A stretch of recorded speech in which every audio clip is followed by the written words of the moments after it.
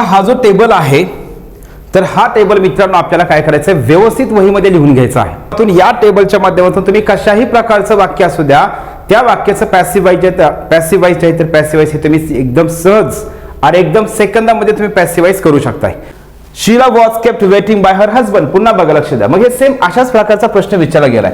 मग या ठिकाणी मात्र आता काय केलंय, हे वाक्य देताना एमपीएससीने काय केलेलं आहे, हे वाक्य पॅसिव्ह वाईज दिलेलं आहे. याच्या अगोदरचं वाक्य जे घेतलं तर ते वाक्य याच पद्धतीचं होतं, पण त्यांनी एमपीएससीने देताना ऍक्टिव्ह वाईज दिलं होतं. आता मात्र आपल्याला काय केलं, पॅसिव्ह वाईजचं वाक्य दिले, त्याला ऍक्टिव्ह वाईज करायला सांगितलंय. मग वॉज केप्ट म्हणल्याच्यानंतर सहज समजते आपल्याला हे वाक्य पॅसिव्ह वाईजचं आहे. इथं पण वाक्यरचना तीच आहे.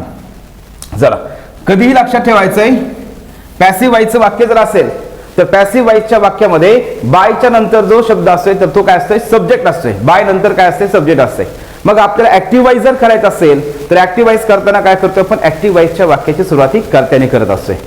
मग त्यामुळं ऍक्टिव्ह वाईजच्या वाक्याची सुरुवात ही कर्त्याने होते म्हणल्याच्या नंतर या ठिकाणी मग काय होणार आहे, ऍक्टिव्ह वाईजची सुरुवात, या उत्तराची सुरुवात किंवा ऍक्टिव्ह वाईजची सुरुवात ही कशाने होणार आहे, हर हजबंड या शब्दाने या ठिकाणी होणार आहे. मग यामध्ये लक्षात घ्यायचंय, हर हजबंड हे वाक्याचा कर्ता असणार आहे. या वाक्यामध्ये काय वॉज प्लस V3 आहे. वॉज प्लस V3 जर असेल तर लक्षात आला पाहिजे आपल्याला, वॉज प्लस V3 हे कशामध्ये आपण वापरतोय, पॅसिव्ह वाईज मध्ये वॉज प्लस V3 असते. जर वाक्यामध्ये पॅसिव्ह वाईज मध्ये जर was plus V3 was were plus V3 जर असेल तर आपण ऍक्टिव्ह वाईज करताना काय करतो, फक्त तिथं V2 वापरतोय किंवा डीड प्लस म्हणजे डीड असते. पण हे काय प्रश्नार्थक वाक्य आहे का नाही, म्हणून या ठिकाणी लक्षात काय करायचंय, वॉज वेअर प्लस V3 जर पॅसिव्ह वाईज मध्ये असेल तर त्या वाक्याचं ऍक्टिव्ह वाईज करताना आपण काय करतोय, V2 करतोय. काय करतोय, V2.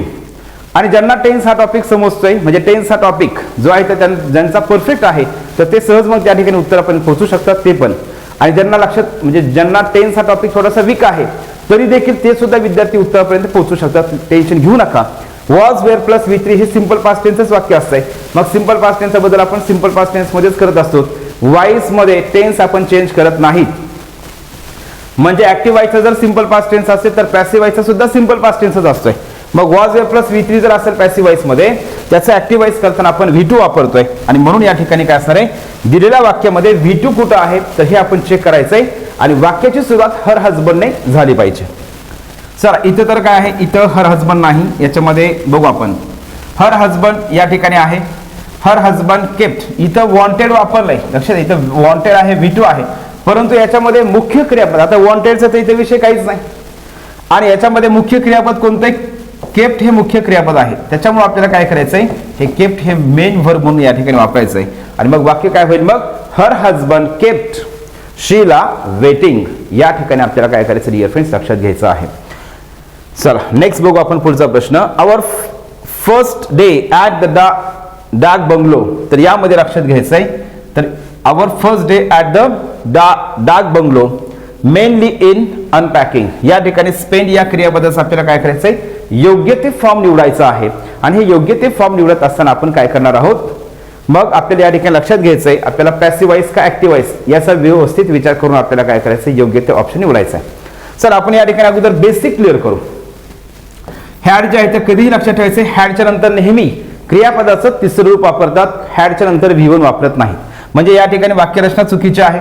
स्पेंड या क्रियापदाचं पहिलं रूप आहे स्पेंड, स्पेंट हे क्रियापदाचं दुसरं रूप झालं आणि स्पेंट हे क्रियापदाचं तिसरं रूप आहे V1, V2 आणि V3. मग हॅड स्पेंड हे येणार नाही. वॉज स्पेंड, आता वॉज वेअर प्लस V3 वापरतोय, पण स्पेंड हा शब्द तर काय V1च आहे, त्यामुळे हे पण ऑप्शन चुकलेलं आहे. वॉज स्पेंट इथं बरोबर आहे, स्पेंड हे क्रियापदाचं तिसरं रूप आहे, वॉज वेअर प्लस V3 या ठिकाणी पॅसिव्ह वाईजची वाक्यरचना बरोबर आहे. आणि स्पेंड्स या ठिकाणी जे आहे या ठिकाणी स्पेंड्स हे क्रियापदाचं पहिलं रूप आहे. मग या वाक्याचं उत्तर किंवा या वाक्याचं मिनिंग काय होतंय, आमचा डार्क बंगलो मधला पहिला दिवस जो आहे तर पहिला दिवस हा प्रामुख्याने अनपॅकिंग करण्यामध्येच स्पेंड झाला किंवा खर्च झाला. या अर्थाने जे आहे तर या अर्थाने कोणतं बरोबर येते, मग वॉज स्पेंड.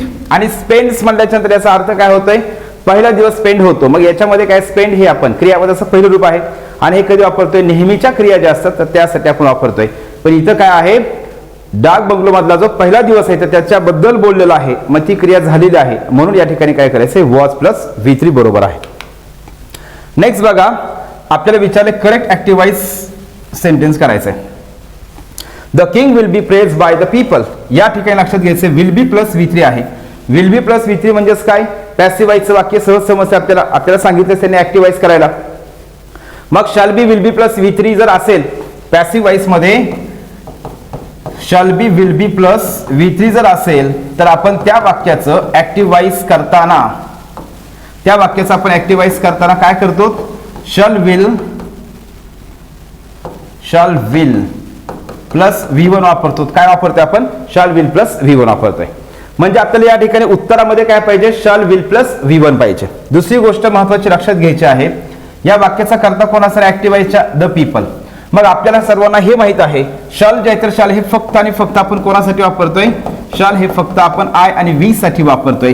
बाकीचे जे कर्ते असतात तर ते सिंग्युलर असू द्या प्लुरल असू द्या यासाठी आपण काय करतोय, विल वापरतोय. म्हणजे आपल्या उत्तरामध्ये काय असायला पाहिजे, विल प्लस V1 असणार आहे. काय असणार आहे, विल प्लस V1. यामध्ये विल प्लस V1 आहे का, नाही. इथं विल हॅव आहे, will have two plus V1 हे उत्तर येणार नाही. द पीपल विल प्रेज या ठिकाणी आहे, विल प्रेज म्हणजेच V1 आहे, विल प्लस V1 आहे. आणि इथं विल बी प्लस V3 म्हणजे पुन्हा हे वाक्य पॅसिव्हाइजच केलेलं आहे. तर त्यामुळं या ठिकाणी काय आहे, हे वाक्य बरोबर आहे. आता इथं काय आहे लक्षात द्या, इथं क्रम जे थोडेसे चुकलेले आहेत. तर 2 आणि हा 3 आहे, 2 आणि 3. चला ठीक आहे. म्हणजे या ठिकाणी काय झालं, 3 नंबरचा ऑप्शन या ठिकाणी बरोबर आहे. प्रेज या शब्दाचा अर्थ होतो, प्रेज म्हणजे स्तुती करणे किंवा प्रशंसा करणे.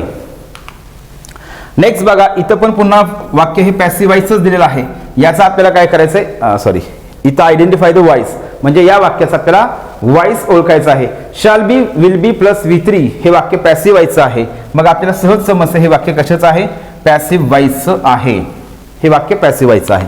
नेक्स्ट बघा, he will finish the work in a fortnight. यामध्ये लक्षात घ्यायचे will plus V1.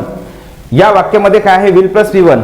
Will plus V1 जर असेल तर त्या वाक्याचं पॅसिव्हाइज करताना आपण आत्ताच शिकलोय, shall be will be plus V3 वापरतोय. काय वापरतोय, त्या वाक्याचं पॅसिव्हाइज करताना shall be will be plus V3 वापरतोय.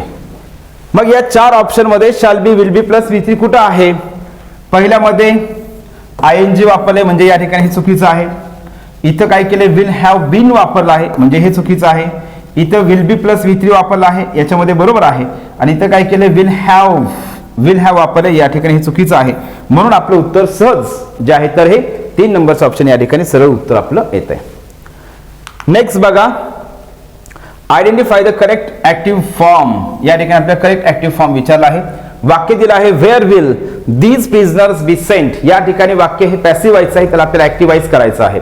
ऍक्टिव्हाइज करायचं म्हटल्याच्या बेसिक आपल्याला समजून घ्यायचं आहे. या वाक्यामध्ये हेल्पिंग वर्ब कोणता आहे, विल, आणि त्याच्यानंतर विल बी प्लस V3.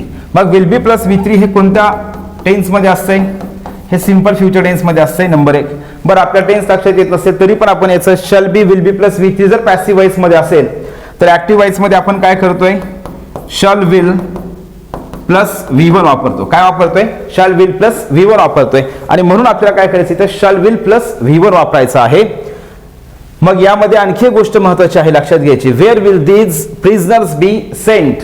यामध्ये आपल्याला काय करायचं, शॅल विल प्लस V1 पाहिजे. Shall will plus V1, V3 नाही, त्याच्यानंतर VING सुद्धा नाही, शॅल विल प्लस V1 हे लक्षात घ्यायचं आपल्याला. तर यामध्ये आता बघा, where will these prisoners to be sent, हे टू बी प्लस V3 म्हणलं की वाक्य पॅसिव्हाइज असते. आपल्याला त्याचं ऍक्टिव्हाइज करायचं, हे उत्तर चुकलेलं आहे. Where will they send these prisoners, okay, where these prisoners will be sent. या ठिकाणी सेंट हे पुन्हा वाक्य shall be will be plus V3 हे वाक्य पॅसिव्हाइजच आहे. And where the will send these prisoners. आता यामध्ये लक्षात घ्यायचं आपल्याला पहिली गोष्ट, या वाक्यामध्ये म्हणजे या प्रश्नामध्ये where will these prisoners be sent म्हणजे हे जे प्रिझनर्स आहेत तर हे जे कैदी आहेत तर यांना कुठं पाठवलं जाईल. मग यामध्ये लक्षात घ्यायचं इथं कोण पाठवणार आहे, याच्यामध्ये दिलंय का, म्हणजे कर्ता दिलाय का नाही. मग लक्षात घ्यायचंय, तर आपण मी याच्या अगोदर पण बऱ्याच क्वेश्चन मध्ये सांगितलेलं आहे. तर ज्या वेळेस पॅसिव्हाइजचं वाक्य दिलं जात आहे त्या वाक्यामध्ये जर कर्ता दिला नसेल आणि त्या वाक्याचं जर आपल्याला ऍक्टिव्हाइज करायचं असेल तर कर्ता म्हणून काय करायचंय, समवन, समबडी, दे किंवा वी, WE. तर हे 4 शब्द जे आहेत हे 4 शब्द आपण काय करतो, कर्ता म्हणून वापरतो. आणि ज्यावेळेस ते आज्ञार्थी वाक्य दिलं जातं त्याच्यामध्ये काय असतं, मग प्रॉमिसेस शुड बी केप्ट अशा प्रकारचं वाक्य ज्यावेळेस दिलं जात आहे त्या वाक्यांचं जे आहे तर त्या वाक्य म्हणजे ज्यावेळेस सल्ला, ज्या वाक्यामधून सल्ला दिला जातोय तर यामधून काय करायचं आहे डिअर फ्रेंड्स, अशा वाक्याचं करता मग काय करायचंय, वन हा शब्द घ्यायचा आहे. म्हणजेच कसं वाक्य होईल, one should keep one's promise. तर ते आपण आज्ञार्थी वाक्य जे आहे तर ते पुढं असे वाक्य आहेत, त्यामध्ये तुमच्या लक्षात येईल. तर सिंपल लक्षात काय ठेवायचंय, जर पॅसिव्ह वॉइसच्या वाक्यामध्ये करता दिलेला नसेल, त्या वाक्यास आपल्याला ऍक्टिव्ह वॉइस करायचं असेल तर आपण काय करतोय, समवन, समबडी, दे किंवा वी हे 4 शब्द जे आहेत तर हे 4 शब्द आपण करता म्हणून वापरत असतोय. मग या वाक्यामध्ये आपल्याला काय करायचंय, हे 4 शब्दापैकी आपल्याला करता म्हणून शब्द वापरायचा आहे. आता याच्यामध्ये 1 आणि 3 तर ऑप्शन कटलं. यामध्ये वेअर द, आता द कसं होणार, द हे वाक्याचं फक्त द हा शब्द वाक्याचा करता होऊ शकतोय का, नाही, करता होणार नाही. म्हणून या ठिकाणी हेही ऑप्शन चुकलेलं आहे. आणि मग यामध्ये लक्षात काय ठेवायचं, इथं दे आहे, इथं क्रियापदाचं विल पण आहे आणि इथं क्रियापदाचं पहिलं रूप पण आहे. आता आणखी थोडंसं आपण काय करतो, याच्यामध्ये WH प्रश्न जे आहे तर याची वाक्यरचना थोडी समजून घेऊ. WH प्रश्न लक्षात घ्यायचा आहे. WH प्रश्न हा ऍक्टिव्ह व्हायचा असू द्या किंवा पॅसिव्ह व्हायचा असू द्या, ऍक्टिव्ह व्हायचा असेल किंवा पॅसिव्ह व्हायचा असेल, सगळ्यात पहिली गोष्ट कधीही लक्षात ठेवायची, जे आपण सब्जेक्ट जे वापरत असतोय तर तो सब्जेक्ट हा नेहमी काय करायचा आहे, हेल्पिंग व्हर्बच्या नंतर घ्यायचा आहे. मग सब्जेक्ट असेल किंवा ऑब्जेक्ट असेल, म्हणजे आपल्याला वाक्य जर पॅसिव्ह व्हायचं करायचं असेल तरी देखील काय करायचंय, ते ऑब्जेक्ट जे आहे तर ऑब्जेक्ट ज्यावेळेस आपण काय करतोय पॅसिव्ह व्हॉइस मध्ये वापरायचं आहे त्यावेळेस सुद्धा लक्षात घ्यायचंय हेल्पिंग व्हर्बच्या नंतरच. म्हणजे अगोदर हेल्पिंग व्हर्ब येणार आहे, नंतर ऍक्टिव्ह व्हायचं वाक्य असेल तर सब्जेक्ट येणार आणि पॅसिव्ह व्हायचं वाक्य असेल तर ऑब्जेक्ट येणार. अगोदर सब्जेक्ट किंवा ऑब्जेक्ट येणार नाही. अगोदर काय येणार आहे, म्हणजे प्रश्नार्थक वाक्यामध्ये, प्रश्नार्थक वाक्यामध्ये अगोदर काय होणार आहे, हेल्पिंग व्हर्ब आणि त्याच्यानंतर जर वाक्य हे ऍक्टिव्ह व्हायचं असेल तर तो सब्जेक्ट, पॅसिव्ह व्हायचा असेल तर ऑब्जेक्ट.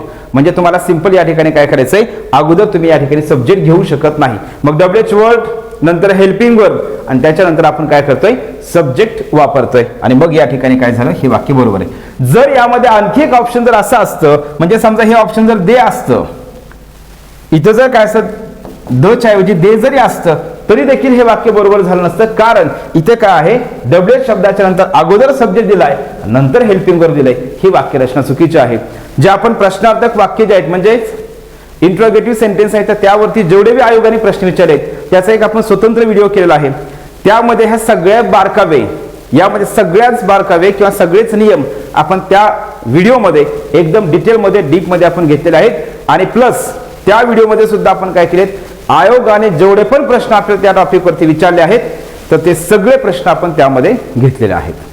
चला मग याचं उत्तर काय झालं, 2 नंबरचं ऑप्शन या ठिकाणी बरोबर आहे. पुढं people will soon forget it, या ठिकाणी विल प्लस V1 आहे. मग विल प्लस V1 म्हणलं की पॅसिव्ह व्हॉइस होतं ना, shall be will be plus V3 होणार आहे. मग लक्षात घ्यायचंय shall be will be plus V3 होणार आहे. इथं तर विल प्लस V1 आहे म्हणजे चुकीचं आहे. इथं विल प्लस V हे V2 आहे म्हणजे या ठिकाणी चुकीचं आहे. आपल्याला हे समजून घ्यायचंय, फॉरगेट हा जो शब्द आहे त्याचा सेकंड फॉर्म फॉरगॉट होत असतंय आणि थर्ड फॉर्म त्याचं फॉरगॉटन. काय होतंय, फॉरगॉटन. मग फॉरगेट, फॉरगॉट आणि फॉरगॉटन म्हणजे या ठिकाणी हे V1 झालं, हे V2 झालं आणि हे V3 आहे. तर मग या ठिकाणी फॉरगॉट हा शब्द V2 आहे म्हणून या ठिकाणी हे सुद्धा उत्तर चुकीचं आहे. यामध्ये लक्षात घ्यायचं, यस हे V3 आहे, इथं पण V3 आहे. पण आपल्याला सगळ्यात पहिली गोष्ट महत्त्वाची, बेसिक स्ट्रक्चर काय आहे, पॅसिव्ह व्हॉइस मध्ये काय होणार आहे, shall be will be plus V3 होणार आहे. या वाक्यामध्ये V3 आहे परंतु याच्यामध्ये बी नाही, काय नाही, बी हा शब्द नाही म्हणून या ठिकाणी हेही उत्तर चुकलं आहे. आपलं उत्तर करेक्ट कुठलं आहे, 4 नंबरचं ऑप्शन या ठिकाणी बरोबर आहे. चला पुढचा प्रश्न, criminal will be punished, criminal will be punished. या ठिकाणी हे वाक्य पॅसिव्ह व्हॉइस आहे, आपल्याला याला ऍक्टिव्ह व्हॉइस करायचं आहे. काय करायचं, आपल्याला याला ऍक्टिव्ह व्हॉइस करायचं. मग यामध्ये लक्षात घ्यायचं, ऍक्टिव्ह व्हॉइस करायचं म्हटल्यानंतर विल प्लस V1 येणार आहे. उत्तरामध्ये काय येणार आहे, विल प्लस V1 येणार आहे. परंतु डिअर फ्रेंड्स, हा जो प्रश्न आहे तर हा प्रश्न थोडासा वेगळ्या प्रकारे आपल्याला या ठिकाणी विचारला आहे, तरी आपण ते बघू, व्यवस्थित समजून घेऊ. बघा, they will be punishing the criminals, they will be punishing the criminals. यामध्ये लक्षात काय करायचंय, विल बी प्लस V3 आहे म्हणल्याच्या नंतर या वाक्याचं ऍक्टिव्ह व्हॉइस करायचं जर असेल तर काय असायला पाहिजे, shall will plus V1, shall will plus V1 हे उत्तरामध्ये यायला पाहिजे. मग इथं शॅल विल प्लस V1 आहे का, नाही. इथं विल आहे परंतु इथं काय केलंय, V3 वापरलंय म्हणजे या ठिकाणी हे सुद्धा चुकीचं आहे. इथं विल बी प्लस पनिशमेंट आहे, चला बघू आपण पुढं. इथं विल बी प्लस V3 दिलेलं आहे, या ठिकाणी हे पण चुकीचं आहे. मग हे पण तिन्ही पण जर चुकीचं असेल तर उत्तर आपलं कोणतं झालं बरोबर, या ठिकाणी हे बरोबर आहे. मग तुम्ही म्हणत असाल, तुम्ही जर म्हणले होते shall be will be plus shall be will be plus shall will plus V1 यायला पाहिजे. मग इथं शॅल विल प्लस V1 तर नाही. तर मित्रांनो या ठिकाणी लक्षात घ्यायचंय, या ठिकाणी हे जर वाक्य यामध्ये इथं तर V3 वापरून या ठिकाणी हे चुकलेलं आहे. पण लक्षात घ्यायचं ज्या वेळेस हे शॅल बी विल बी आपण टेन्स टॉपिक मध्ये मी तुम्हाला शिकवलेलं आहे. टेन्स टॉपिकचे जे आपले स्वतंत्र व्हिडिओ आहे तर त्यामध्ये आपण हे सगळं डिटेलमध्ये घेतलेलं आहे. जेव्हा वाक्यामध्ये शॅल बी विल बीच्या नंतर क्रियापदच नसतंय, शॅल बी विल बीच्या नंतर ज्यावेळेस क्रियापद नसतं त्यावेळी लक्षात घ्यायचंय त्या वाक्याचा टेन्स हा सिंपल फ्युचरच असतोय. शॅल बी विल बी जर असेल वाक्यामध्ये आणि शॅल बी विल बीच्या नंतर जर क्रियापदच नसेल तर त्या वाक्याचा टेन्स सुद्धा सिंपल फ्युचरच असतोय. आपल्याला जर परीक्षेमध्ये प्रश्न असं विचारला प्रश्न की शॅल बी विल बीचं वाक्य दिलं आहे त्या वाक्याचा टेन्स कोणता आहे असा प्रश्न विचारलाय तर या वाक्याचा टेन्स हा सिंपल फ्युचर आहे. नंबर 1. नंबर 2, ज्या वेळेस हे असं वाक्य लिहिलं जातं मग या वाक्यामध्ये व्हर्ब आहे का तर त्याचं उत्तर आहे 100% व्हर्ब आहे. मग याच्यामध्ये व्हर्बचं काम कोण करत आहे, यामध्ये बी हा शब्द व्हर्बचं काम करत आहे आणि विल हा शब्द हेल्पिंग व्हर्बचं काम करत आहे यामध्ये. म्हणून या ठिकाणी हे सुद्धा उत्तर बरोबर आहे. म्हणजे 3 नंबरचं ऑप्शन या ठिकाणी बरोबर आहे. मग यामध्ये लक्ष द्या, there will be punishment for criminals, म्हणजे तिथं क्रिमिनल्ससाठी पनिशमेंट असेल या अर्थाने उत्तर हे बरोबर आहे. क्लिअर. मग या ठिकाणी काय झालं उत्तराचं ऑप्शन जे आहे तर हे 3 नंबरचं ऑप्शन बरोबर आहे. मग कधी कधी लक्ष द्या थोडंफार काय करायचं असते, मग दिलेले जे अवेलेबल ऑप्शन आहेत त्याचा योग्य तो विचार करून आपण काय करायचं उत्तरापर्यंत जायचं असते. जरी हे थोडंफार उत्तर वेगळं वाटलं असलं तरी पण आपण काय करतो आपले जे रूल्स आहेत तर ते रूल्स आपण वापरून आपल्या ज्या ट्रिक्स आहेत या ट्रिक्सचा व्यवस्थित यूज करून आपण डायरेक्ट उत्तरापर्यंत पोहोचू शकतोय. नेक्स्ट बघा, I will never forget this experience. या ठिकाणी विल प्लस V1 आहे. मग विल प्लस V1 जर असेल तर त्या वाक्याचं passive voice shall be will be plus V3 होणार आहे. Shall be will be plus V3. आणि सगळ्यात महत्त्वाची गोष्ट काय या वाक्यामध्ये नेव्हर पण आहे हे पण आपल्याला विसरायचं नाही. मग विलचा बदल वुड, शालचा बदल शुड, कॅनचा बदल कुड हे या ऍक्टिव्ह वॉइसचा पॅसिव्ह वॉइस करताना अजिबात करायचं नाही. तो बदल आपण कुठं करत असतो स्पीच या टॉपिकमध्ये डायरेक्ट स्पीच म्हणजे डिरेक्ट स्पीचचं वाक्य इनडिरेक्ट स्पीच करताना आपण काय करतोय शालचा बदल शुड, विलचा बदल वुड करत असतोय. मग बरेच विद्यार्थी काय करतात तिकडचे रूल्स इथं फॉलो करतात. असं करू नका डिअर फ्रेंड्स. ऍक्टिव्ह वॉइसचं पॅसिव्ह वॉइस करताना जे मॉडल ऑक्सिलिअरी व्हर्ब ऍक्टिव्ह वॉइसच्या वाक्यामध्ये असते तेच मॉडल ऑक्सिलिअरी व्हर्ब हे पॅसिव्ह वॉइसच्या वाक्यामध्ये असावं लागतंय. मग या ठिकाणी विलचं वुड होणार नाही. इथं तर इज दिलेलं आहे उत्तर चुकलेलं आहे. इथं पण इज दिलेलं आहे उत्तर चुकलेलं आहे. उत्तर आपलं सहज बरोबर आलं. 3 नंबरचं ऑप्शन या ठिकाणी बरोबर आहे. मग विल पण आहे, नेव्हर पण आहे, बी प्लस V3 पण आहे. मग मी तुम्हाला सुरुवातीला सांगितलं होतं शॅल विल प्लस V1 जर असेल तर त्या प्रश्नाचं त्या वाक्याचं पॅसिव्ह वॉइस करताना shall be will be plus V3. मग लक्ष द्या मी आता तुम्हाला हे या ठिकाणी काय करत आहे याचं प्रत्येक प्रश्नाचं मी एक्सप्लेनेशन करत आहे त्यामुळे थोडा वेळ लागते पण मी उत्तरापर्यंत आपण 1 सेकंदामध्ये उत्तरापर्यंत पोहोचू शकतो मित्रांनो. ठीक आहे. चला नेक्स्ट बघा, the physicians will set the broken arm. या ठिकाणी विल प्लस V1 आहे. सेट ही क्रियापद असे आहे तर सेट या क्रियापदाचं पहिलं रूप पण तेच असते, दुसरं पण तेच असते, तिसरं पण तेच असते. हे V1 V2 V3 जसं shut shut shut shut, cut cut cut, put put put यांचे 3ही रूप सारखे आहेत त्याच पद्धतीने सेट या शब्दाचं सुद्धा 3ही रूप सारखेच असतात. रीड या शब्दाचं सुद्धा स्पेलिंग 3चं बी सारखंच आहे फक्त आपण उच्चार काय करतोय सेकंड फॉर्म मध्ये थर्ड फॉर्म मध्ये रेड करतोय.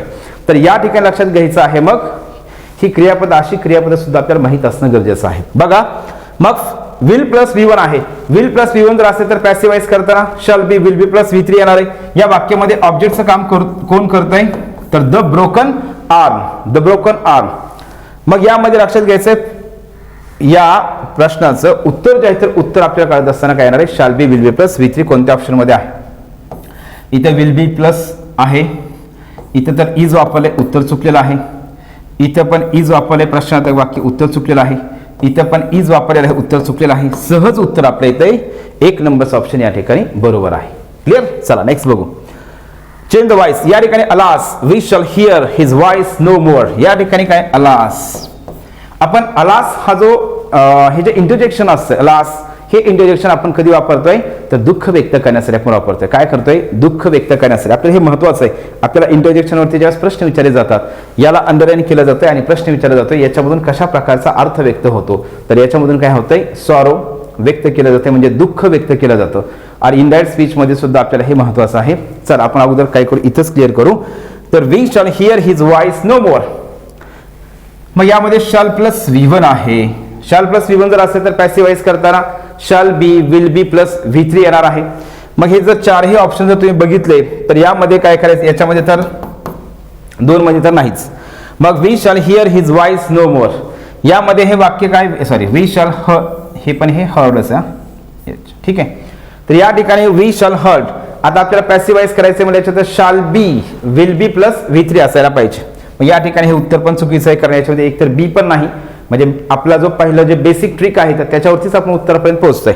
आणि त्याच्यानंतर आपण बघू मग चेक करू शकतो की हे वाक्य पण सुद्धा चुकीचं आहे. जरी इथं बी असतं तरी पण चुकीचं वाक्य झालं असतं, कारण या ठिकाणी काय आहे, हिज वॉइस म्हणजे याचं ऑब्जेक्ट कोणतं आहे, हिज वॉइस. मग या वाक्याचं पॅसिवाइजची सुरुवात कशाने होणार आहे, हिज वॉइसने होणार आहे.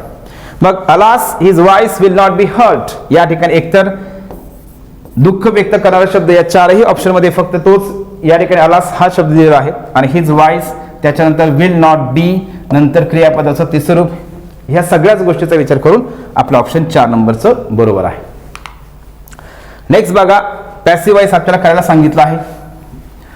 John will tell you later. मग यामध्ये लक्षात काय करायचं, इथं पण विल प्लस V1 आहे. या वाक्याचा ऑब्जेक्ट यू आहे, म्हणजे सुरुवात कशाने होणार आहे, यू ने सुरुवात होणार आहे. मग विल बी प्लस V3 असायला पाहिजे. मग जॉन इथं वॉज आहे, चुकलेलं आहे. इथं वेअर आहे, उत्तर चुकीचं आहे. इथं वेअर आहे, चुकीचं आहे. मग उत्तर कोणतं बरोबर आलं, या ठिकाणी जे आहे या ठिकाणी 3 नंबरचं ऑप्शन या ठिकाणी उत्तर बरोबर आहे. एकदम सहज आपल्या लक्षात या ठिकाणी येतं. चला नेक्स्ट बघू.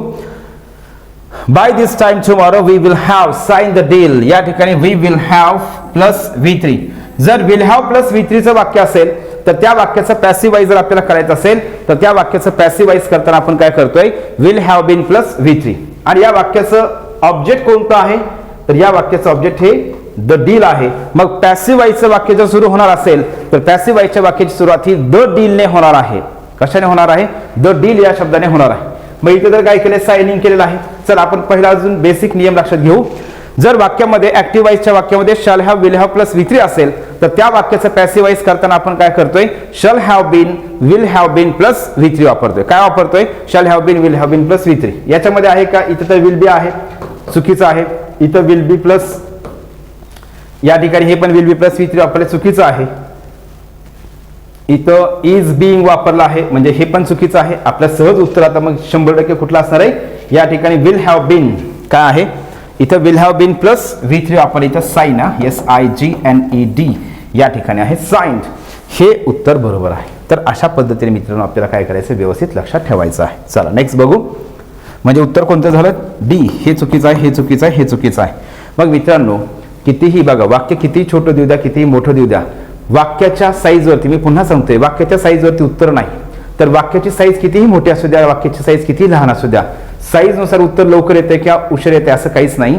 तर आपल्याला कॉन्सेप्ट जे आहे, कॉन्सेप्ट जर आपली क्लिअर असेल तर आपण एकदम फास्ट क्विक आपण काय करतोय, कमी वेळेमध्ये आपण उत्तरापर्यंत पोहोचू शकतो. नेक्स्ट बघा, people will have used up, या ठिकाणी विल हॅव प्लस V3 आहे. विल हॅव प्लस V3 आहे. मग विल हॅव प्लस V3 जर असेल तर पॅसिवाइज आता सांगितलं, shall have been will have been plus V3. या वाक्याचं ऑब्जेक्ट कोणतं आहे, ऑल ऑइल. ऑल ऑइल हे या वाक्याचं ऑब्जेक्ट आहे. म्हणजे वाक्याची सुरुवात कशाने होणार आहे, ऑल ऑइलने होणार आहे. हे सिंपल आपल्याला या ठिकाणी लक्षात घ्यायचं, सगळ्याच वाक्यामध्ये आहे. पॅसिवाइज होताना काय होणार आहे, will have been plus V3. काय होणार आहे, will have been plus V3 होणार आहे. काय होणार आहे, will have been plus V3. मग या 4 ऑप्शन मध्ये will have been plus V3 कुठं आहे बघू आपण. यामध्ये विल हॅव आहे, विल हॅव प्लस V3 आहे, पण बीन नाही. इथं बीइंग वापरलं आहे, चुकीचं आहे, कारण बीइंग हे आपण कंटिन्युअस टेन्स मध्ये वापरतोय. इथं बीन वापरलं आहे, बरोबर आहे. इथं विल हॅव बीन आहे, मात्र इथं युझिंग हे आयएनचे प्रत्यय वापरला आहे. याचा अर्थ या ठिकाणी उत्तर आपलं 3 नंबरचं ऑप्शन या ठिकाणी बरोबर आहे. चला नेक्स्ट बघू. इथं फिल इन द ब्लँक आपल्याला विचारलं आहे, his fine voice dash dash in this hall again. मग त्याचा आवाज या हॉलमध्ये पुन्हा ऐकला जाणार नाही. म्हणजेच या ठिकाणी आपल्या सहज लक्षात येतं, his fine voice never heard. कारण पॅसिवाइज जर करायचं असेल तर आपल्याला हेल्पिंग व्हर्ब आपल्याला वापरावं लागतंय. मग यामध्ये हेल्पिंग व्हर्ब आहे का नाही. विल नेव्हर बी हर्ड या ठिकाणी बरोबर आहे. हॅज नेव्हर हर्ड या ठिकाणी चुकीचं आहे. विल नेव्हर हर्ड हे पण चुकीचं आहे. का एकतर विल वापरल्याच्या नंतर पॅसिवाइज करताना शॅल बी विल बीच्या नंतर शॅल विलच्या नंतर बी असायला पाहिजे. इथं बी नाही, म्हणून हे तर उत्तर चुकलेलं आहे. इथं हॅज, आता वाक्याचा जर तुम्ही अर्थ घेतला, लक्षात घेतला, तर आपल्याला लक्षात येते की त्याचा जो सुंदर आवाज किंवा त्याचा जो गोड आवाज जो आहे तर त्याचा आवाज हा या हॉलमध्ये ऐकला जाणार नाही. याचा अर्थ असा होतोय की हे फ्युचरचा रेफरन्स करणारं वाक्य आहे, त्यामुळे या ठिकाणी काय होणार, इथं हॅज येणार नाही. पण आणखी एक गोष्ट महत्वाची, पॅसिव्हाइज जर करायचं असेल तर हॅज सोबत काय असायला पाहिजे, बीन असायला पाहिजे. Have been, has been plus V3 असते, त्यामुळे हे पण उत्तर चुकीचं आहे. आपलं उत्तर येते बरोबर 2 नंबरचं ऑप्शन या ठिकाणी बरोबर येते. चला पुढे बघू. We must endure what we cannot cure. या ठिकाणी लक्षात घ्यायचं, या प्रश्नाचं ऑब्जेक्ट हा पूर्ण क्लॉज आहे, याचं क्रियापद हे एन्ड्युअर आहे आणि याच्यामध्ये मोडल ऑक्सिलरी व्हर्ब कोणता आहे, मोडल ऑक्सिलरी व्हर्ब कोणता आहे, एकच मिनिट मी लिहितो ह्याला. मस्ट हे मोडल ऑक्सिलरी व्हर्ब आहे. क्लिअर, मोडल ऑक्सिलरी व्हर्ब आहे. मग आपला नियम काय सांगतोय, मोडल ऑक्सिलरी व्हर्बचं पॅसिव्हाइज करताना खूप सिंपल आहे डिअर फ्रेंड्स. जे मोडल ऑक्सिलरी व्हर्ब आहे तेच मोडल ऑक्सिलरी व्हर्ब वाक्यामध्ये घ्यायचं आहे आणि त्याच्यानंतर फक्त काय करायचंय, बी प्लस V3 वापरायचंय. मग पॅसिव्हाइज करताना काय होणार आहे, मोडल ऑक्सिलरी व्हर्बचं पॅसिव्हाइज कसं होतंय, सुरुवातीला ऑब्जेक्ट असणार आहे, नंतर प्लस मोडल ऑक्सिलरी व्हर्ब जे आहे वाक्यामध्ये तेच घ्यायचं आहे आणि नंतर काय करायचं, इथं सगळ्यात महत्त्वाची गोष्ट आहे बी प्लस V3. वाक्यामध्ये बी चेक करणं खूप गरजेचं आहे आणि बी चेक केल्याच्या पुढे V3 पण बघायचंय. पॅसिव्हाइज तर काय, पॅसिव्हाइज मध्ये V3 तर फिक्स आहे, कंपल्सरी आहे. चला आपण या ठिकाणी बघू. मग तर या वाक्याचं ऑब्जेक्ट कोणतं आहे, तर यामध्ये आपण सांगितलं हे वाक्याचं ऑब्जेक्ट आहे. हा पूर्ण क्लॉजच काय आहे, या वाक्याचा ऑब्जेक्ट आहे. मग आपल्याला काय लक्षात येत आहे की या वाक्याची सुरुवात ही कशाने होणार आहे, व्हॉट वी कॅनॉट क्युअर, इथून वाक्याची सुरुवात होणार आहे. वाक्याची सुरुवात कशाने होणार आहे, व्हॉट वी कॅनॉट क्युअर, या क्लॉजने पॅसिव्हाइजच्या वाक्याची सुरुवात होणार आहे. मग इथं तर काय झालं, वी ने सुरुवात झाली आहे, म्हणजे या ठिकाणी हे वाक्य इथंच चुकलेलं आहे, हे लक्षात घ्यायचंय. दुसरी गोष्ट महत्वाची, मोडल ऑक्सिलरी व्हर्बच्या वाक्याचं पॅसिव्हाइज करताना मस्ट म्हणजे मोडल ऑक्सिलरी व्हर्ब प्लस बी प्लस V3 असणार आहे. मग या ठिकाणी मस्ट आहे, बी पण नाही आणि V3 पण नाही. आपण तसाही विचार केला तरी उत्तर हे चुकीचं आहे. त्याच्यानंतर नेक्स्ट बघा, what cannot be cured must be endure. या ठिकाणी काय आहे, हे असं वाक्य आहे का, जसं आहे, जसं ऑब्जेक्ट आहे तर तसंच आपल्याला त्या ठिकाणी काय करायचं आहे, आता हा क्लॉज जसा आहे तसंच आपल्याला या ठिकाणी घ्यायचं आहे. मग या ठिकाणी इथं काय आहे, व्हॉट कॅनॉट बी क्युअर्ड असं नाही, व्हॉट वी कॅनॉट क्युअर जसं आहे तसंच आपल्याला घ्यायचं आहे. इथं काय आहे, वी वापरलेलं नाही. मग उत्तर काय झालं, what we can't cure must be endured. या ठिकाणी उत्तर बरोबर आहे. क्लिअर. चला नेक्स्ट बघू आपण. वी, तर बघा आता हा प्रश्न आहे, वी ऑट टू रिस्पेक्ट द एल्डर. मग यामध्ये या वाक्यामध्ये सुद्धा ऑट टू जे आहे तर ऑट टू हे मोडल ऑक्सिलरी व्हर्ब आहे. मग मोडल ऑक्सिलरी व्हर्बच्या वाक्याचं पॅसिव्हाइज करताना आपण काय करतोय, जे मोडल ऑक्सिलरी व्हर्ब आहे तर तेच मोडल ऑक्सिलरी व्हर्ब पॅसिव्हाइज मध्ये पण ठेवतोय. फक्त आपण काय करतोय, त्याच्या पुढे बी प्लस V3 वापरतोय, बी प्लस V3. मग यामध्ये लक्षात घ्यायचंय, द एल्डर ऑट टू बी रिस्पेक्टेड. ऑट टू आहे, बी आहे, क्रियापदाचं तिसरं रूप आहे. चला या ठिकाणी उत्तर बरोबर आहे. The Elder need to be, इथं नीड वापरले, उत्तर चुकीचं आहे. इथं ऑट टू बी या ठिकाणी कधीही लक्षात ठेवायचंय, हे जे ऑट टू आहे तर यामध्ये कधीही लक्षात घ्यायचं आहे, ऑट टू हे जे आहे तर हे सोबत येत आहे, ऑट टू हे सोबत येणार आहे. मग यामध्ये बी मध्ये येणार नाही, म्हणून या ठिकाणी हे तर चुकीचंच आहे. आता द एल्डर शुड, इथं तर शुड वापरलंय. मग या ठिकाणी उत्तराचं ऑप्शन कोणतं झालं बरोबर, 1 नंबरचं ऑप्शन या ठिकाणी बरोबर आहे. चला पुढं. One should keep one's promise, one should keep one's promise. यामध्ये मोडल ऑक्सिलरी व्हर्ब आहे, क्रियापद आहे. आता या वाक्याचं ऑब्जेक्ट कोणतं आहे, वन्स प्रॉमिस हे या वाक्याचं ऑब्जेक्ट आहे. तर या अशा पद्धतीचा प्रश्न एमपीएससीने खूप वेळा विचारला आहे. या अशा प्रकारच्या प्रश्नाचं काय करायचं, व्यवस्थित आपण काय करायचं, उत्तर समजून घ्यायचंय आणि नंतर काय करायचं, वहीमध्ये पण तुम्हाला व्यवस्थित लिहून घ्यायचंय. बघा सगळेजण लक्ष द्या, या वाक्याचा कर्ता कोण आहे, वन हा वाक्याचा कर्ता आहे आणि ऑब्जेक्ट कोणता आहे, वन्स प्रॉमिसेस. मग कधीही लक्षात घ्यायचं आहे, ज्या वेळेस हे असं वन्स प्रॉमिसेस दिलं जात आहे, वन्स नेबर दिलं जात आहे, वन्स नेशन दिलं जात आहे, तर त्यावेळेस पॅसिव्हाइज करताना हे वन्स कधीच घ्यायचं नाही, हे वन्स प्रॉमिसेस घ्यायचं नाही. फक्त काय करायचं, त्याच्यासोबतचं नाउन घ्यायचंय, वन्स घ्यायचं नाही. म्हणजे या वाक्याचं पॅसिव्हाइज करायचं आहे तर पॅसिव्हाइजची सुरुवात ही कशाने होणार आहे, प्रॉमिसेसनेच होणार आहे. कशाने होणार आहे, प्रॉमिसेस, वन्स प्रॉमिसेस होणार नाही. आणि दुसरी गोष्ट महत्वाची, पॅसिव्हाइज करताना हे जे वन आहे तर हे वन पण आपल्याला वापरायचं नाही, बाय वन म्हणायची गरज नाही, बाय वन. आपण जेव्हा पाहतो ना बाय वन, हे असं घ्यायचं नाही. फक्त काय करायचं, यस बाकीचं सगळं आपल्याला फॉलो करायचंय. यामध्ये सगळ्यात पहिली गोष्ट काय सांगितली, ज्या वेळेस हे वनचं वाक्य असतंय, one should keep, one's promise, one should love one's nation, one should respect the elder, किंवा one should respect the grey hair. तर यामध्ये लक्षात काय करायचं आहे डिअर फ्रेंड्स, सिंपल आपल्या लक्षात घ्यायचं आहे. तर यामध्ये ज्यावेळेस हे वन्स असतंय तर वन्स पॅसिवाइज करताना घ्यायचं नाही, आणि त्याच्यानंतर हे वन जे आहे तर वन करता हा पण बाय वन म्हणून घ्यायचं नाही. मग यामध्ये लक्षात घ्यायचं वन्स प्रॉमिसेस हे असं होत नाही, एकतरी तर तसं पण आहे, आणि इथं क्रियापदाला आयएनजी प्रत्यय आहे. Promises should be kept, yes या ठिकाणी शुड बी पण आहे, इथं क्रियापदाचं तिसरं पण आहे, बरोबर आहे. प्रॉमिसेस बी केप्ट, इथं शुड पण नाही, आणि no promises should be broken या ठिकाणी जे आहे तर इथं जे वाक्यामध्ये क्रियापद आहे जसं आहे तसंच आपल्याला ठेवायचं असते. म्हणजे क्रियापद कोणतं, इथं कीप, मग त्याच्यावर कीपचं काय असणार आहे, फर्स्ट फॉर्म हे कीप झालं,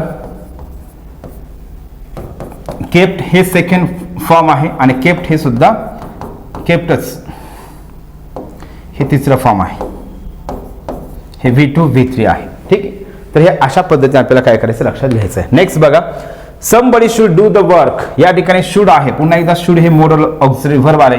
या वाक्यामध्ये डू हा शब्द क्रियापदाचं काम करतोय. या वाक्यामध्ये ऑब्जेक्ट जे आहे तर ऑब्जेक्ट कोणतं आहे, द वर्क हे या वाक्यामधलं ऑब्जेक्ट आहे. मग या वाक्याचं पॅसिव्ह वॉइस काय होणार आहे, द वर्कने वाक्याची सुरुवात होणार आहे, आणि शुड बी प्लस V3 असायला पाहिजे. मग लक्षात घ्यायचं इथं शुड हॅव बीन वापरला आहे, चुकीचं आहे. इथं तर इज समबडीचा काही विषय येणारच नाही, समबडी इथं येणार नाही. मग वाक्याची सुरुवात द वर्कने होणार आहे, शुड बी प्लस V3. उत्तर बरोबर झालं.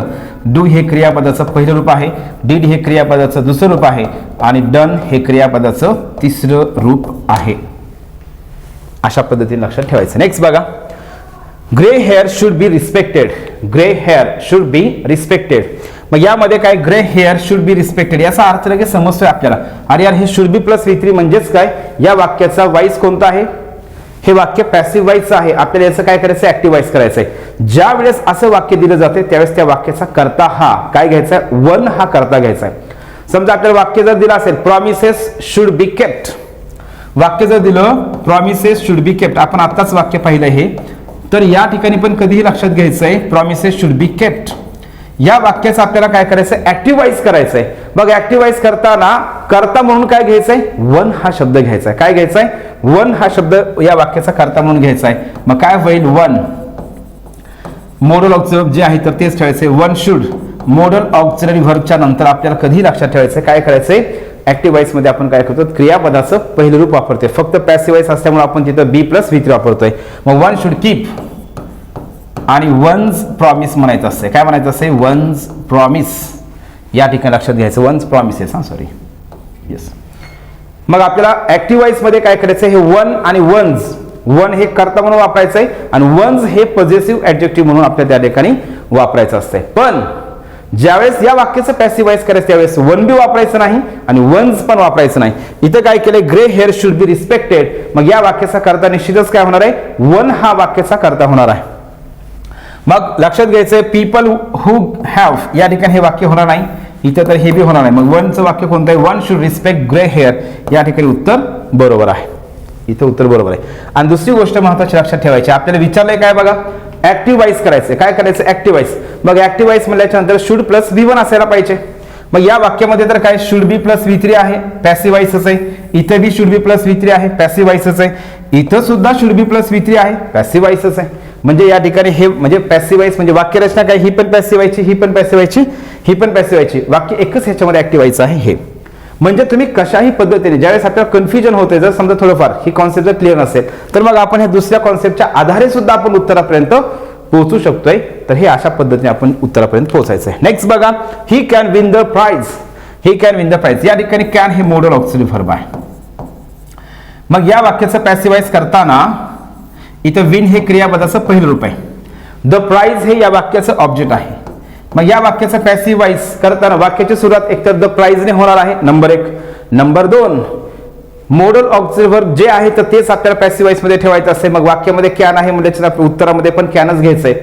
तर मी पुन्हा एकदा सांगेल की कॅनचा बदल कुड, शालचा बदल शूड, विलचा बदल वुड, मेचा बदल माइट हे ऍक्टिव्हाइजचा पॅसिव्हाइज करताना बिलकुल करत नाहीत. तर हा बदल जो आहे तर हा बदल आपण कुठं करत असतोय, डिरेक्ट स्पीचचं इनडायरेक्ट स्पीच करताना आपण करत असतोय. मग बरेच विद्यार्थी काय करतात, तिकडचे नियम त्यांनी वाचलेले असतात, मग ते नियम काय करतात इथं घेऊन येतात. मग ते काय करतात, कॅनचा बदल काय असायला पाहिजे, कुड व्हायला पाहिजे. मग कुडचं जे ऑप्शन आहे तर त्यालाच काय करतात, टिक करतात, पण तुमचं उत्तर चुकतंय.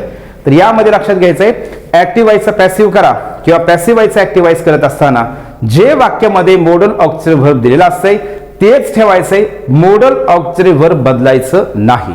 क्लिअर. मग या वाक्याचं पॅसिव्हाइज एक तर द प्राइजेस सुरू होणार आहे, number 1. Number 2, can be plus V3 वाक्यामध्ये असायला पाहिजे. काय पाहिजे, कॅन बी प्लस V3. इथं मस्ट आहे, उत्तर चुकीचं आहे.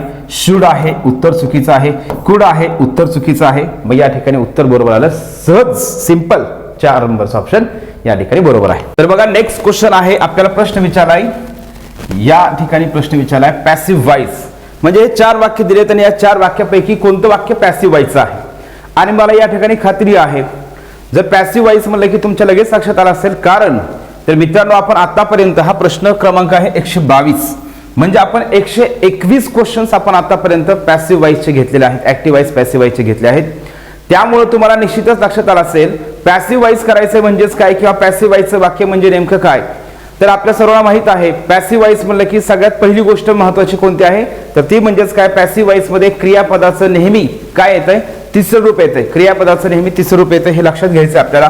पॅसिव्ह व्हॉइस मध्ये नेहमी क्रियापदाचं तिसरं रूप. आणि पॅसिव्ह व्हॉइस म्हणलं की काय असतंय, त्याच्यासोबत हेल्पिंग व्हर्ब असतंय. am is are plus V3, was were plus V3, have been has been plus V3, had been plus V3, shall be will be plus V3, am is are plus being plus V3, was were plus being plus V3. तर हे अशा पद्धतीचे किंवा मोडल auxiliary verb असेल त्याच्यानंतर बी plus V3, तर हे असे वाक्य जे असतात तर हे वाक्य पॅसिव्ह व्हॉइसचे असतात. मग without effort nothing can be gain, तर हे सत्य आहे. म्हणजे एफर्ट शिवाय आयुष्यामध्ये काहीही मिळत नाही, काहीही मिळवलं जाऊ शकत नाही. एफर्ट्स खूप महत्त्वाचे आहेत.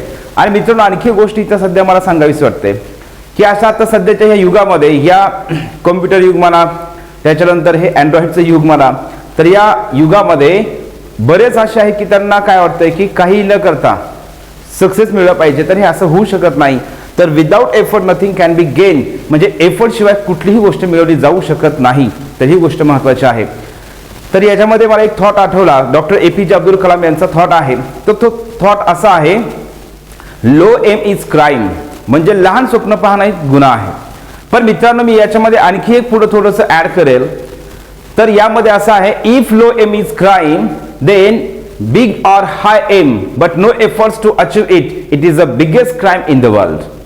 जर लहान स्वप्न पाहणं हा गुन्हा आहे तर हे सत्य आहे, लहान स्वप्न पाहणं गुन्हा आहे. म्हणजेच काय, आपली स्वप्न मोठी असायला पाहिजेत, परंतु त्याच्या पुढे मी असं सांगेल, मोठी स्वप्न आहेत, मोठी स्वप्न पाहिली पाहिजेत, मोठी स्वप्न आहेत. फक्त मोठी स्वप्न असून चालणार नाही, मोठी स्वप्न आहेत परंतु ती स्वप्न पूर्ण करण्यासाठी जर प्रयत्नच आपण करत नसू तर तो जगातला सर्वात मोठा गुन्हा आहे, असं मला या ठिकाणी वाटतंय. चला आपण आपल्या पॉइंटकडे येऊया. तर without effort nothing can be gain, म्हणजे एफर्ट शिवाय काही मिळवलं जाऊ शकत नाही. त्याच्यानंतर नेक्स्ट आहे, ही हॅज रिटन. आता इथं महत्वाचं आपल्याला, चला इथे विषय आपला अर्थाचा नाही, तर या ठिकाणी सगळ्यात पहिली गोष्ट महत्वाची काय आहे, आपल्याला वाक्यरचना महत्वाची. मग याच्यामध्ये बघा, modal auxiliary verb plus D plus V. मी काय सांगितलं, मोडल ऑक्सिलरी व्हर्ब असायला, मोडल ऑक्सिलरी व्हर्ब आणि त्याच्यानंतर जर बी प्लस V3 असेल, काय हे बी प्लस V3 जर असेल तर ते वाक्य पॅसिव्ह व्हॉइस असेल. त्याच्यानंतर इथं बघा, he has written a letter, इथं V3 आहे परंतु हॅज सोबत बीन आहे का, हॅव बीन हॅज बीन आहे का नाही, म्हणजे या ठिकाणी हे वाक्य पॅसिव्ह व्हॉइसचं आहे, तर हे वाक्य ऍक्टिव्ह व्हॉइसचं आहे. आणि या वाक्याचा टेन्स कोणता आहे, तर प्रेझेंट परफेक्ट टेन्स आहे. दे ओपन द डोअर, या ठिकाणी ओपन हे या ठिकाणी क्रियापदाचं सेकंड फॉर्म आहे. दे ओपन द डोअर हे सुद्धा वाक्य सिंपल पास्ट टेन्स आहे आणि हे वाक्य ऍक्टिव्ह व्हॉइसचं आहे. हे वाक्य पॅसिव्ह व्हॉइसचं नाही, ऍक्टिव्ह व्हॉइसचं वाक्य आहे. Who made you mad, who made you mad, या ठिकाणी मेड हा शब्द काय आहे, V2 आहे. हे सुद्धा वाक्य पॅसिव्ह व्हॉइस, सॉरी ऍक्टिव्ह व्हॉइसच आहे. आणि म्हणून म्हणजे हे तीनही वाक्य ऍक्टिव्ह व्हॉइसचे आहेत. तर आपलं उत्तर आहे 1 नंबरचं वाक्य जे की पॅसिव्ह व्हॉइस आहे, कॅन बी प्लस V3. मग या ठिकाणी सिंपल आपण आतापर्यंत एवढे सारे वाक्य घेतलेले आहेत, त्यामुळे मी तुम्हाला पुन्हा सांगेल की मित्रांनो, जर तो टेबल मी तुम्हाला जो दाखवलेला आहे तर तो टेबल जर व्यवस्थित तुम्ही अभ्यासला तर 100% मित्रांनो तुम्ही त्या ठिकाणी जे आहे तर 100% तुम्हाला कसल्याही प्रकारचा प्रश्न विचारू द्या तुम्ही उत्तरापर्यंत पोहोचू शकताय. ठीक आहे, चला नेक्स्ट बघू आपण पुढचा प्रश्न. नेक्स्ट प्रश्न काय बघा, identify the odd sentences from the following. आता बऱ्याच वेळेस काय होतं आपल्याला प्रश्न समजत नाही, नेमकं विचारलंय काय, identify the odd sentences from the following म्हणजेच काय, 4 वाक्यापैकी कोणतं वाक्य ऑड आहे, वेगळं आहे. ऑड आहे म्हणजे त्याचा अर्थ काय आहे, आपण वाईज टॉपिक शिकतोय, वाईज टॉपिकचे प्रश्न आहेत. वाईज टॉपिकचे प्रश्न म्हणल्याच्या नंतर 4 पैकी 1 वाक्य ऑड आहे, म्हणजेच एक तर याच्यामध्ये 4 वाक्यापैकी 3 वाक्य ऍक्टिव्ह वाईजचे असणार आहेत, 1 वाक्य पॅसिव्ह वाईज असेल, किंवा 3 वाक्य पॅसिव्ह वाईजचे आहेत, 1 वाक्य ऍक्टिव्ह वाईज असणार आहे. म्हणजे हे अशा पद्धतीने असणार आहे. मग चला बघा आपण या ठिकाणी पाहू, the butter is kept hair. या ठिकाणी एमिजार प्लस V3 आलं, एमिजार प्लस V3 आलं तर ही वाक्यरचना कशाची आहे, पॅसिव्ह वाईज. म्हणजे हे वाक्य कशाचं आहे, पॅसिव्ह वाईजचं आहे. आपल्याला सगळे वाक्य बघायचे ना. The window was broken, window was broken, was plus V3 असेल तर हे पण वाक्य पॅसिव्ह वाईजचं आहे. त्याच्यानंतर next, the bridge is being repaired. या ठिकाणी एमिजार प्लस बिंग प्लस V3 हे सुद्धा वाक्य पॅसिव्ह वाईजचं आहे. आपल्याला 4थं वाक्य बघायची गरज नाही, कारण 3ही वाक्य जर पॅसिव्ह वाईजचे असेल तर निश्चितच 4थं वाक्य हे काय असणार आहे, वेगळं असणार आहे. कारण हे 3 वाक्य पॅसिव्ह वाईजचे आहेत आणि 1 वाक्य निश्चितच ऍक्टिव्ह वाईजचं असणार आहे. I remember my father taking me to the zoo. तर या ठिकाणी काय आहे, हे वाक्य ऍक्टिव्ह वाईजचं आहे आणि म्हणून डिअर फ्रेंड्स काय असणार आहे, हे 3ही वाक्य पॅसिव्ह वाईज, 1 वाक्य ऍक्टिव्ह वाईज आणि म्हणून याचं उत्तर काय आहे, D नंबरचं वाक्य म्हणजे 4 नंबरचं ऑप्शन या ठिकाणी बरोबर आहे. क्लिअर. चला नेक्स्ट बघू आपण पॅसिव्ह वाईज मध्ये कोणतं वाक्य बरोबर लिहिलेलं आहे असा आपल्याला विचारला प्रश्न. बघा यामध्ये let that book be brought. या ठिकाणी let that book be brought. मग लेटचं वाक्य आहे, आज्ञार्थी वाक्याचं जर आपल्याला पॅसिव्ह वाईज करायचं असेल तर आज्ञार्थी वाक्याचा पॅसिव्ह वाईज करताना आपण काय केलं त्याच्यामध्ये पाहिलेलं आहे. आज्ञार्थी वाक्याचा पॅसिव्ह वाईज हे आपण 3 प्रकारे करतो. या ठिकाणी काय असेल, लेट, त्याच्यानंतर ऑब्जेक्ट असतं, त्याच्यानंतर बी असते आणि त्याच्यानंतर V3 असते. इथं आणखी एक गोष्ट तुम्हाला लक्षात ठेवायची आहे, बऱ्याच पेपरमध्ये काय केलं असते, लेटने सुरुवात केलेली असते परंतु त्या ठिकाणी हे बी पण असते, पण या बीच्या अगोदर काय करतात, शुड पण वापरतात. तर शुड वापरायचं नाही, लेटच्या वाक्यामध्ये शुड वापरलं जाणार नाही. लेट ऑब्जेक्ट आणि त्याच्यानंतर बी प्लस V3 पाहिजे, लक्षात आले. आणि ऑब्जेक्ट दुसरा प्रकार आहे object plus should be plus V3. आपण अशा पद्धतीने आज्ञार्थी वाक्याचं पॅसिव्हाइज करतोय. आणि तिसरा प्रकार आहे वाक्याच्या अर्थानुसार, you are requested, you are advise किंवा यू आर ऑर्डर्ड. आपण अशा पद्धतीने पॅसिव्हाइज करतोय. चला मग पहिलं वाक्य बरोबर आहे का, let that book be brought. मग बुक हे बुक हे काय झालं, बुक हे जे आहे तर बुक हे ऑब्जेक्ट झालं, त्याच्यानंतर बी आहे आणि हे V3 आहे. म्हणजे या ठिकाणी हे वाक्य तर बरोबर आहे, ए बरोबर आहे. मग ज्या ज्या ठिकाणी ए येतंय तर ते आपल्या या ठिकाणी बरोबर आहे. पण चला ठीक आहे, याच्यामध्ये ए आलेलं नाही म्हणजे हे ऑप्शन कटलं.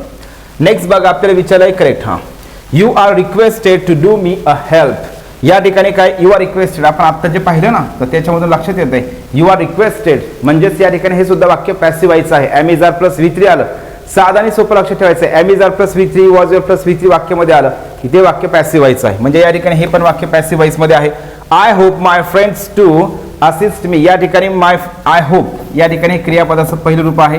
याच्यामध्ये M is are plus V3 पण नाही, एकतर V3 पण नाही आणि त्याच्यानंतर बाकीच्या वाक्य रचना तर नाहीच नाही. म्हणजे या ठिकाणी हे वाक्य, हे जे वाक्य आहे तर हे वाक्य पॅसिव्हाइज मध्ये आणि ऍक्टिव्हाइज मध्ये वाक्य आहे. Let me be told that the office must be left. या ठिकाणी लेट मी आहे. कधीही लक्षात ठेवायचं, लेटचे जे वाक्य असतात तर लेटच्या वाक्यामध्ये जर प्रोनाउन आला असेल तर लेटच्या वाक्यामध्ये प्रोनाउन जे आहेत तर ते प्रोनाउन हे नेहमी द्वितीयामध्ये असते, ऑब्जेक्टिव्ह केसमध्ये असते, कधीच प्रथमामध्ये नसते. म्हणजे काय, लेट आय असं कधीच नसतंय, लेट मी अशा पद्धतीने लक्षात ठेवायचं आहे. म्हणजे या ठिकाणी हे लेट मी ऑब्जेक्ट आहे आणि बी जे आहे तर बी हे काय आहे डिअर फ्रेंड्स, या ठिकाणी जे आहे तर हे बी आपलं ऑब्जेक्टच्या नंतर बी आपण वापरतोय. म्हणजेच काय, ए बी आणि डी काय आहे, ए बी डी बरोबर आहे. काय असणार आहे, ए बी डी या ठिकाणी बरोबर आहे. तर मग याचं उत्तर काय झालं आपलं, या ठिकाणी बरोबर आहे डिअर फ्रेंड्स, 4 नंबरचा ऑप्शन या ठिकाणी बरोबर आहे. चला पुढचा प्रश्न बघू आपण. तर नेक्स्ट क्वेश्चन बघा, it is time to shut the shop. या ठिकाणी it is time to shut the shop अशा प्रकारचं वाक्य आहे. तर या ठिकाणी हे अशा वाक्याचं सुद्धा पॅसिव्हाइज कसं करायचं ते सांगतोय. तर काय करायचं, इट इज टाइमचे वाक्य जर आले, इट इज टाइमचे वाक्य आले तर काय करायचं, वाक्य रचना बघा त्याची कशी असते. इट इज टाइम घ्यायचं अगोदर, त्याच्यानंतर काय करायचं, फॉर वापरायचं आहे. नंतर ऑब्जेक्ट घ्यायचं. ऑब्जेक्ट घेतल्याच्या नंतर आपल्याला जे क्रिया 2 + V1 असते ना त्याच्याऐवजी काय वापरायचं आहे 2B + V3 वापरायचं. काय वापरायचं आहे 2B + V3. म्हणजे बघा इट इज टाइमच्या वाक्याचं पॅसिवाईज करायचं असेल तर आपण वाक्याची सुरुवात काय करायची अगोदर इट इज टाइमने करायची. त्यानंतर काय करायचं आपल्याला फॉर वापरायचं असतंय. नंतर ऑब्जेक्ट घ्यायचं आहे आणि 2B + V3 आणि एक कायमस्वरूपी लक्षात ठेवायचं आहे. ही साधी गोष्ट लक्षात ठेवायची जिथं पण 2 + V1 येतं ना 2 + V1 आलं की त्याचं पॅसिवाईज करताना 2B + V3 करायचं असतंय. हे आपण आपल्या पहिल्या टेबलमध्ये आपण पाहिलेलं आहे. ठीक आहे हे लक्षात घ्या. मग आता इट इज टाइम या वाक्याचं ऑब्जेक्ट कोणतं आहे द शॉप. मग मी तुम्हाला सांगितलंय ऑब्जेक्ट जे असते तर ऑब्जेक्ट हे नेहमी क्रियापदाच्या नंतर असते. मग वाक्याची सुरुवात काय होणार आहे इट इज टाइमने होणार आहे. चला सगळीकडेच काय आहे it is time it is time it is time for पण आहे सगळीकडे. द शॉप सुद्धा आहे शॉप सुद्धा आहे. मग आपला पहिला नियम एकदम बेसिक नियम जो आपण टेबल घेतला त्याच्यावरतीच आपण उत्तरापर्यंत सहज पोहोचतोय. जिथं पण 2 + V1 असतंय तर त्याचं उत्तर काय करायचं 2 + V1 जर असेल तर 2B + V3 करायचंय. मग पहिलं इथं काय आहे बिईंग आहे ऑप्शन चुकलं. इथं 2B + V3 आहे बरोबर आहे. इथं शटिंग आहे चुकीचं आहे. इथं तर हॅव्हिंग बीन वापरलेलं आहे. तर या ठिकाणी काय करायचं 2B + V3 बरोबर आहे. आणि शट हे क्रियापदाचं first form second form third form हे तीनही फॉर्म तेच असतात शट शट शट. तर अशा पद्धतीने याचं उत्तर काय होतंय या ठिकाणी हे येतंय. मग तुम्ही काय करायचं आता हा प्रश्न झाला आपला. मात्र तुम्ही काय करायचं हे जे स्ट्रक्चर आहे किंवा हा जो नियम आहे तर हा नियम वहीमध्ये लिहून घ्या. इट इज टाइमच्या वाक्याची इट इज टाइमच्या वाक्याचं पॅसिवाईज करताना वाक्याची सुरुवात तर इट इज टाइमने होणारच आहे. पण त्यानंतर फॉर वापरायचं आहे. फॉरच्या नंतर ऑब्जेक्ट घ्यायचं. ऑब्जेक्ट घेतल्याच्या नंतर काय करायचं 2B + V3 वापरायचं.